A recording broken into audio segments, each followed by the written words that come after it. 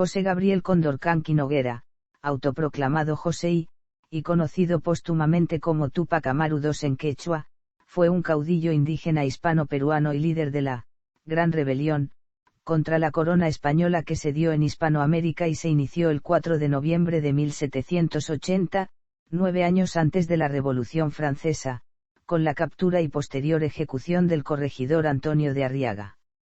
Esta rebelión se desarrolló en el Virreinato del Perú y en el Virreinato del Río de la Plata, ambos formando parte del Imperio Español. Túpac Amaru II era de origen mestizo, descendía de Túpac Amaru I, cuarto y último de los incas de Vilcabamba que siguieron luchando contra los españoles hasta el año 1572. A la muerte de su padre, Túpac Amaru II hereda el curacazgo de Surimana, Tungasuca y Pampamarca. Era adinerado y se dedicaba al comercio ya que poseía un negocio de mulas usadas en esa época para el transporte de mercancías. Por otro lado, fue criado por el sacerdote criollo Antonio López de Sosa y luego en el Colegio San Francisco de Borja, donde mostró preferencia por lo criollo llegando a dominar el latín y a utilizar refinadas vestimentas hispanas.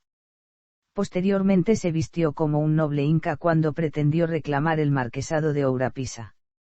También dominó y usó la lengua nativa quechua. Encabezó la mayor rebelión independentista en el Virreinato del Perú. Fue el primero en pedir la libertad de toda Hispanoamérica de cualquier dependencia, tanto de España como de su monarca, implicando esto no solo la mera separación política sino la abolición de los impuestos, de los corregimientos, alcabalas y aduanas. Además, decretó la abolición de la esclavitud negra por primera vez en la misma Hispanoamérica. En Perú ha sido reconocido como el fundador de la identidad nacional peruana. Fue utilizado como una figura capital para el gobierno revolucionario de la Fuerza Armada del general Juan Velasco Alvarado, así como por varios movimientos políticos e incluso por movimientos terroristas como el MRTA y desde entonces ha permanecido en el imaginario popular. Infancia y juventud. José Gabriel Condorcanqui Noguera nació el 19 de marzo de 1738 en la localidad de Surimana, provincia de Canas. Fue hijo de Miguel Condorcanqui Usquiconsa y Carmen Rosa Noguera Valenzuela. Su padre fue curaca de 3 pueblos en el distrito de Tinta, Surimana, Pampamarca y Tungasuca, cargo que heredó José Gabriel. Durante su infancia vivió en Surimana, pero acompañaba a su padre en sus viajes a lo largo del distrito y más lejos mientras éste cumplía sus deberes como curaca y ejercía su oficio de mercader.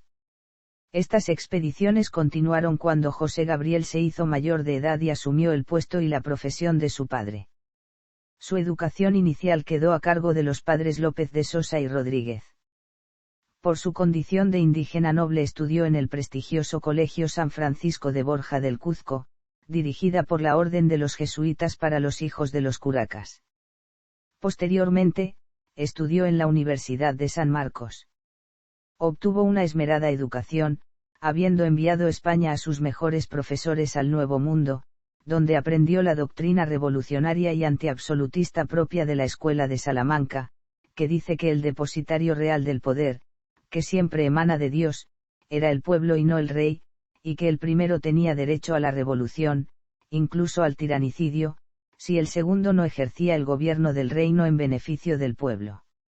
Dominaba el quechua, castellano y latín, destacando entre sus lecturas los comentarios reales del Inca Garcilaso de la Vega, las 7 partidas de Alfonso X de Castilla, las Sagradas Escrituras, el drama quechua e Ipiyu Ollantay, así como posterior y clandestinamente textos de Voltaire y Rousseau, en aquella época censurados. El 25 de mayo de 1758, contrajo matrimonio con Micaela Bastidas Puyucagua con quien tuvo 3 hijos, Hipólito, Mariano y Fernando. 6 años después de su matrimonio fue nombrado curaca de los territorios que le correspondían por elemental herencia. Condorcanqui fijó su residencia en la ciudad del Cuzco, desde donde viajaba constantemente para controlar el funcionamiento de sus tierras. Como curaca, José Gabriel mantenía derechos sobre la tierra. También tenía intereses en la pequeña minería y campos de coca en Carabaya, al sur, y poseía varias casas y una pequeña hacienda.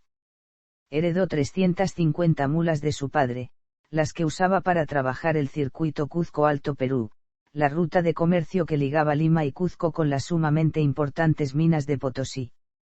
Las personas lo reverenciaban por su herencia inca y, de acuerdo con muchos, por sus educadas maneras y su disposición a defender al campesino pobre. Debido a sus prósperas actividades económicas, empezó a sufrir la presión de las autoridades españolas, quienes lo sometían al pago de prebendas, en especial por presión de los arrieros que vivían en la región de la cuenca del Río de la Plata, quienes intentaban tener el monopolio del tránsito de mineral por el Alto Perú.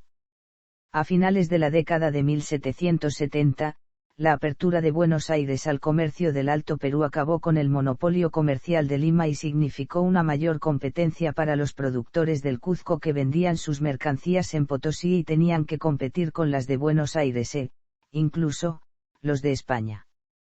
Por otro lado, la extendida sobreproducción a lo largo de los Andes empujó los precios a la baja. Más aún, en los años 1778 y 1779, un clima extremadamente frío dañó las cosechas y dificultó los viajes.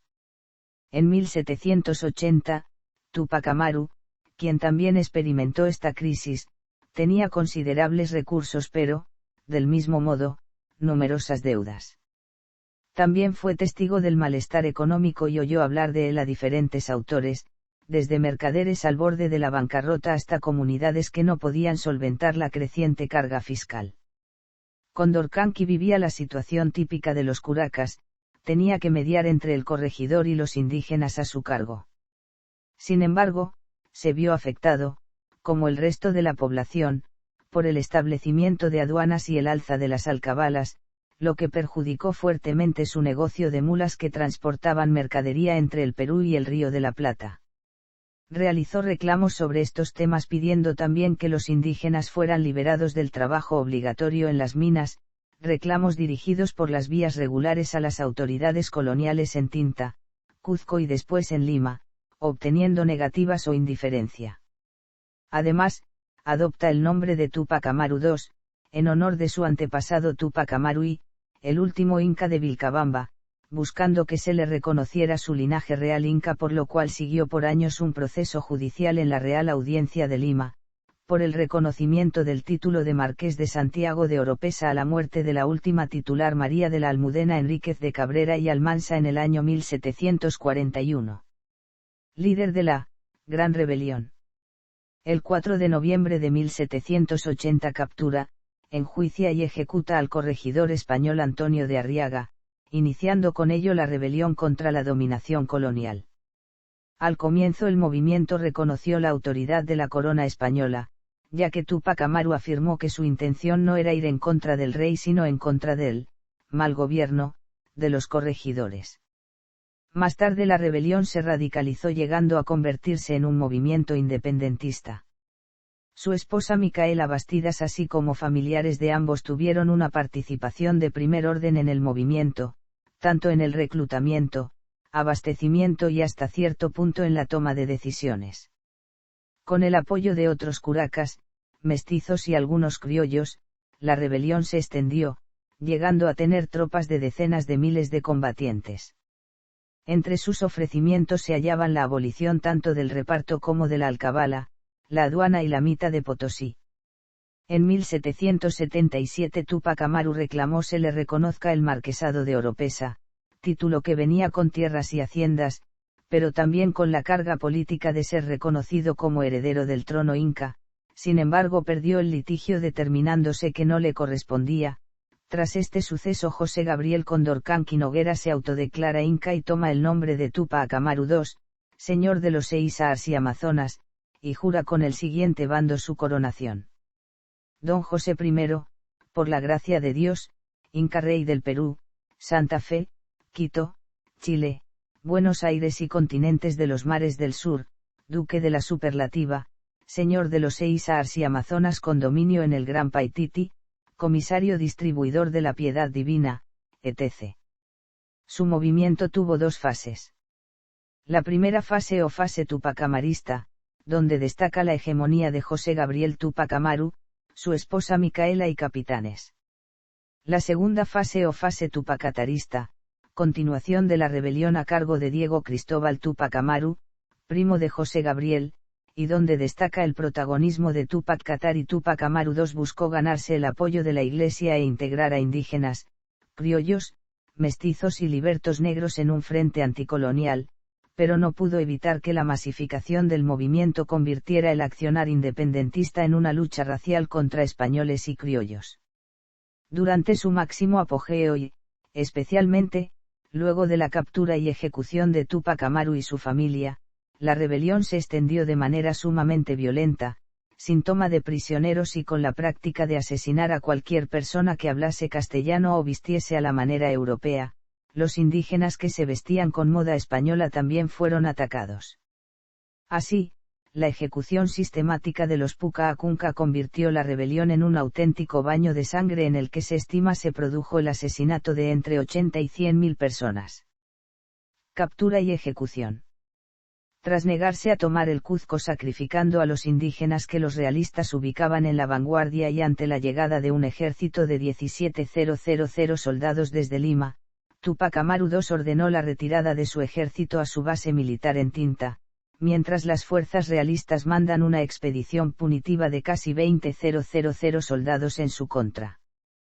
Fue en esta campaña en la que, tras ser derrotado en la batalla de Checacupe, Túpac Amaru II fue traicionado por dos partidarios suyos, el mestizo Francisco Santa Cruz y el español Ventura Landaeta, y es capturado en Langui el 6 de abril de 1781. Fue llevado al Cuzco encadenado y montado en una mula, ciudad donde ingresó una semana después, con semblante sereno, mientras las campanas de la catedral repicaban celebrando su captura. Apresado en la capilla de San Ignacio del convento de la Compañía de Jesús, fue sucesivamente interrogado y torturado. Cuando el visitador español José Antonio de Areche, enviado del rey de España, entró intempestivamente al calabozo para exigirle nombres a cambio de promesas, Túpac Amaru II le contestó: solamente tú y yo somos culpables, tú por oprimir a mi pueblo, y yo por tratar de libertarlo de semejante tiranía. Ambos merecemos la muerte. El viernes 18 de mayo de 1781, en un acto público en la Plaza de Armas del Cuzco, se cumplió la sentencia de Túpac Amaru, sus familiares y principales capitanes quienes fueron sacados de sus celdas, custodiados por miembros fuertemente armados de la milicia de mulatos y la de Huamanga, hasta llegar a la plaza donde se habían levantado horcas, también vigiladas por mulatos armados. Los prisioneros iban vestidos con zurrones, que se usaban para traer yerba mate del Paraguay, y con las manos y los pies fuertemente atados. Diego Verdejo, Antonio Oblitas, el hermano de Micaela, Antonio Bastidas, y Antonio Castelo, fueron las primeras víctimas. Después, fueron ejecutados Francisco Túpac Amaru e Hipólito, a quienes les cortaron la lengua antes de ser ahorcados. Al pie del cadalso, los soldados forzaron a Túpac Amaru y a Micaela a mirar. A continuación, fue ejecutada por garrote Tomasa Tito Condemaita, en algún momento llamada la favorita de Túpac Amaru. Después, Micaela Bastidas fue llevada a las horcas donde se le intentó cortar la lengua, pero se afirma que los verdugos no lo lograron y solo pudieron hacerlo tras su ejecución mediante el garrote. A José Gabriel, al igual que hicieron con varios de sus lugartenientes, con su tío y su hijo mayor, le cortaron la lengua. Intentaron descuartizarlo vivo, atando cada una de sus extremidades a caballos para que éstos tirasen de aquellas y las arrancaran, pero sus intentos fracasaron debido a su contextura física. Frustrado por esos intentos infructuosos, Areche ordenó decapitarlo. Su hijo menor, Fernando, gritó al ser testigo de la agonía de su padre. En palabras del geógrafo y viajero inglés Clement R. Markham, quien visitó el Perú numerosas veces a mediados del siglo XIX, Fernando. Tras su muerte, el cuerpo de Túpac Amaru fue despedazado, su cabeza fue colocada en una lanza exhibida en Cuzco y Tinta, sus brazos en Tungasuca y Carabaya, y sus piernas en Libitaca y en Santa Rosa. De igual forma despedazaron los cuerpos de su familia y seguidores, y los enviaron a otros pueblos y ciudades. Todo ello descrito en el documento español Distribución de los cuerpos, o sus partes, de los 9 reos principales de la rebelión, ajusticiados en la plaza de Cuzco, el 18 de mayo de 1781. Los científicos que han estudiado este intento de desmembramiento concluyeron que por la contextura física y resistencia de Túpac Amaru II no hubiera sido posible descuartizarlo de esa manera, sin embargo probablemente sí le dislocaron brazos y piernas junto con la pelvis. Se teoriza que, aunque hubiera sobrevivido a esta ejecución, hubiera quedado prácticamente inválido a pesar de la ejecución de Túpac Amaru II y de su familia. El gobierno virreinal no logró sofocar la rebelión, que continuó acaudillada por su primo, Diego Cristóbal Túpac Amaru, al tiempo que se extendía por el Alto Perú y la región de Jujuy. Asimismo, se comenzó a evidenciar contra los criollos mala voluntad de parte de la corona española, especialmente por la causa de Oruro, y también por la demanda entablada contra Juan José Segovia, nacido en Lima, y el coronel Ignacio Flores, nacido en Quito, quien había ejercido como presidente de la Real Audiencia de Charcas y había sido gobernador intendente de La Plata. Descendientes. Túpac Amaru II y su esposa, Micaela Bastidas, tuvieron 3 hijos legítimos. El mayor de ellos, Hipólito Túpac Amaru, fue un destacado comandante del ejército de su padre y lo acompañó durante varias campañas hasta que fue capturado y ejecutado junto con su familia en la Plaza Mayor del Cuzco. No se tiene información de si tuvo esposa o cuántos hijos tuvieron, de ser este el caso. Mariano Túpac Amaru, el segundo hijo de Túpac Amaru II, fue indultado por los españoles luego que su tío, Diego Cristóbal Túpac Amaru, quien asumió el liderazgo de la rebelión, firmara un acuerdo de paz con los realistas. Mariano recibió, como salario, una pensión de 600 pesos y pudo volver a las tierras de su familia. Tuvo conflictos con las autoridades virreinales por relacionarse con María Nieves Paita, de Sicuani. Las autoridades, específicamente el corregidor Salcedo, la consideraban una zamba y una prostituta, además de dar a entender que no deseaban que el clan Túpac Amaru se reprodujera. Por lo que Paita, quien se encontraba embarazada, presumiblemente de Mariano, fue arrestada y recluida en el convento de Santa Catalina del Cuzco, de donde fue liberada por Mariano y 8 cómplices el 19 de septiembre de 1782. Se desconoce el destino de María Paita o de su embarazo.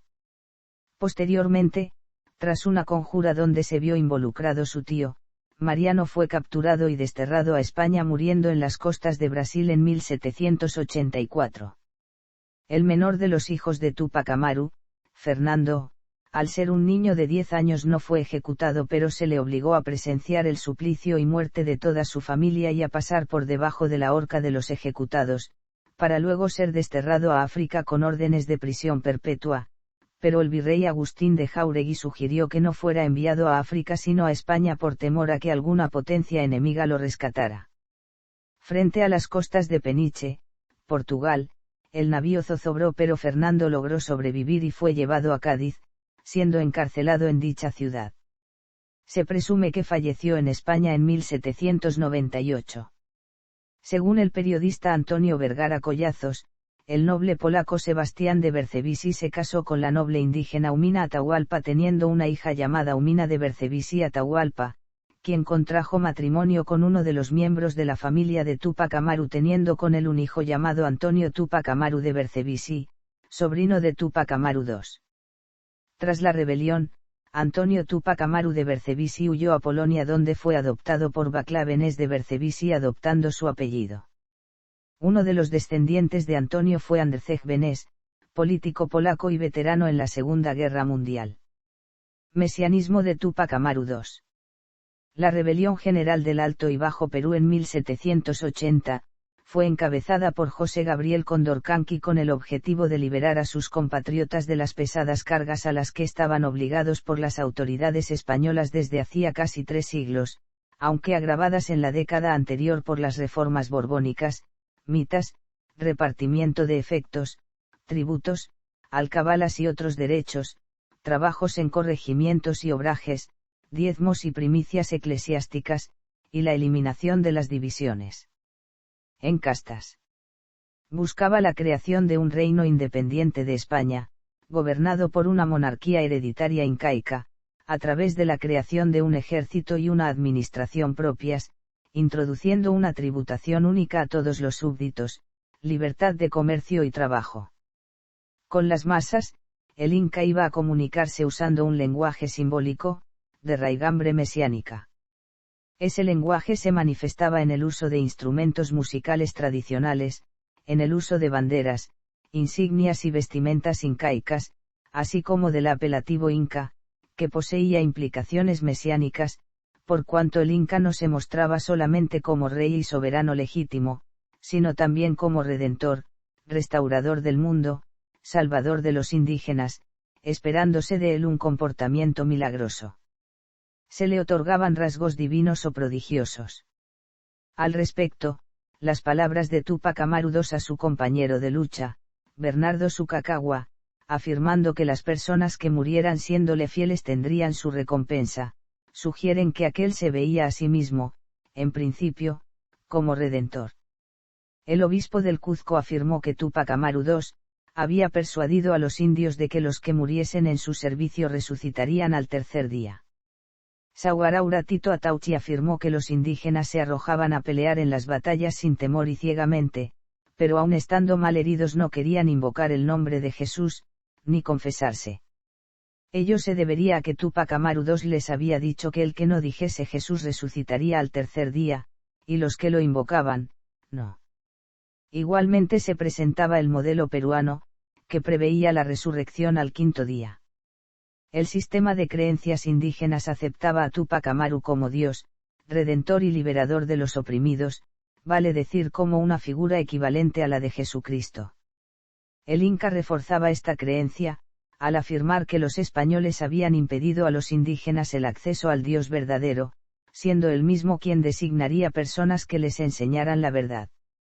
El mito de Incarri, al imaginar el regreso de un Inca para enderezar el mundo injusto, era un símbolo unificador poderoso usado para unificar poblaciones indígenas divididas por la geografía y las fronteras étnicas.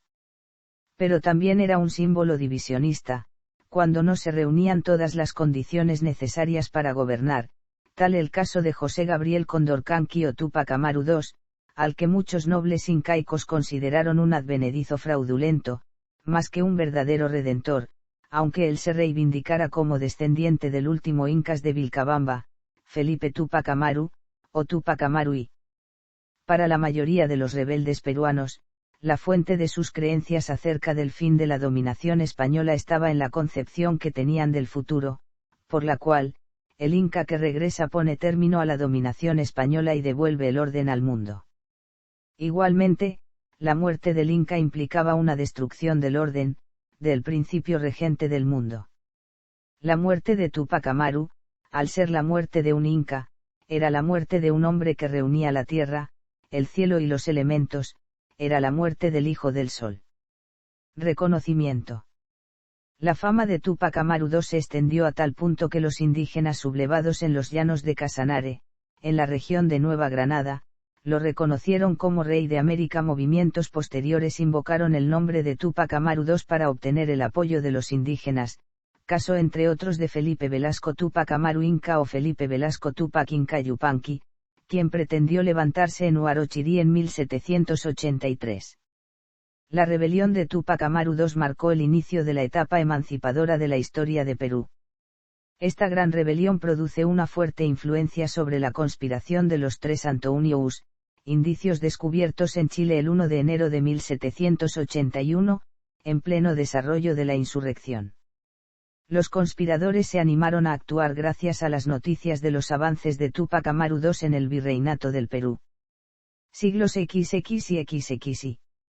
En Perú, el gobierno del general Juan Velasco Alvarado acogió la efigie estilizada de Túpac Amaru II, diseñada por el artista Jesús Ruiz Durand, como símbolo del gobierno revolucionario de las Fuerzas Armadas que él encabezaba. Lo reconoció como héroe nacional en 1969, lo cual fue novedad puesto que desde la independencia la figura de Túpac Amaru II fue llevada con indiferencia u omisión por la educación e historiografía oficial peruana. La primera mención de Túpac Amaru en el gobierno militar ocurrió el 24 de junio de 1969 cuando, En el colofón del discurso por la ley de reforma agraria, Velasco menciona, campesino, el patrón no comerá más tu pobreza, la cual la atribuye al rebelde cuzqueño siendo que fue una frase inventada por sus asesores. En su honor renombró uno de los salones principales de Palacio de Gobierno, el hasta entonces llamado Salón Francisco Pizarro, retirando además su retrato del centro superior del salón y reemplazándolo por el del rebelde indígena. Así también durante su gobierno se construyó la avenida Túpac Amaru, una de las más extensas de la capital y que une Lima Norte con el centro de Lima. Túpac Amaru II es considerado un precursor de la independencia del Perú por antonomasia. Actualmente su nombre y figura es acogida ampliamente por los movimientos indígenas andinos, así como por los movimientos de izquierda política. En otro sentido, su nombre también fue utilizado por el movimiento revolucionario Túpac Amaru, agrupación guerrillera, posteriormente terrorista, que operó en Perú de 1985 a 1997. El MRTA se dio a conocer internacionalmente por la toma de los rehenes de la Embajada de Japón y fue uno de los beligerantes de la época del terrorismo en el Perú. En Uruguay los tupamaros, también conocidos como Movimiento de Liberación Nacional o por sus siglas MLNT, fue un grupo insurgente que estuvo activo entre los años de 1960 y 1970, que se denominó como tal por la admiración y respeto que según sus militantes sentían por Túpac Amaru II en Venezuela. Inspirados en la guerrilla uruguaya mencionada, el Tupamaro desarrolló acciones armadas entre 1992 y 1998, para después integrarse a la política formal. En Estados Unidos el famoso rapero Tupac Shakur tuvo como nombre de nacimiento el de Túpac Amaru Shakur debido a la admiración que su madre Afeni Shakur tenía por Túpac Amaru II. En Argentina el nombre de este líder rebelde fue adoptado por la Asociación Túpac Amaru, un movimiento indigenista político y social surgido en 2001 en la provincia de Jujuy que actualmente tiene presencia en 15 provincias argentinas. También pertenece a la Galería de los Patriotas Latinoamericanos, creada en la Casa Rosada por la presidenta Cristina Fernández en 2010. Eduardo Galeano recogió la historia de un turista que le preguntó a un niño lustrabotas si conocía a Túpac Amaru. El niño, sin alzar la cabeza, respondió que sí y en un susurro dijo, viento es. Ancestros. La autora María Rostvorovsky explica que la descendencia dentro de las pánacas se hereda por la vía matrilineal, en otras palabras, uno pertenece a la pánaca de la madre.